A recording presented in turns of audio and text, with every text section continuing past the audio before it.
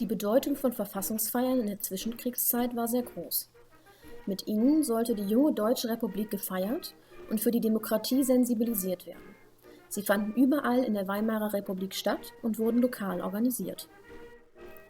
Im Raum Leverkusen richtete das Landratsamt die Verfassungsfeier aus. Das Programm hatte einen Dreiklang und sollte besonders das junge Publikum ansprechen. Vormittags wurde ein Auto- und Motorradkorso durch den gesamten Landkreis veranstaltet. An diesen nahmen 4 Autos und 40 Motorräder teil. Nachmittags fanden Sportwettkämpfe im neu gebauten Mantforter Stadion statt. Es nahmen ca. 4000 Leute daran teil. Es gab Staffel- und Sprintwettbewerbe, ein Fußballspiel sowie ein Schlagballspiel, welches der TuS 1882 Opladen gegen die Adler Delbrück gewann.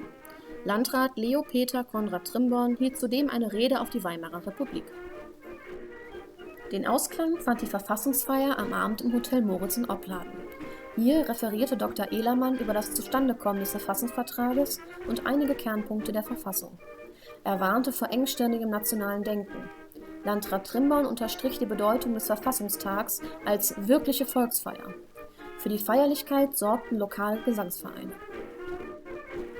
Verfassungsfeiern der Weimarer Republik sind ab 1923 im Raum Leverkusen nachweisbar. Zunächst mit dem Charakter von Behördenfeiern, entwickelten sie sich bis 1929 zu regelrechten Events. Ein Jahr später, mit Einführung eines Fackelzuges, waren sie als Befreiungsfeier für das Rheinland geplant. Mit Antritt der Nationalsozialisten verschwanden die Feiern und wurden durch andere Gedenktage abgelöst.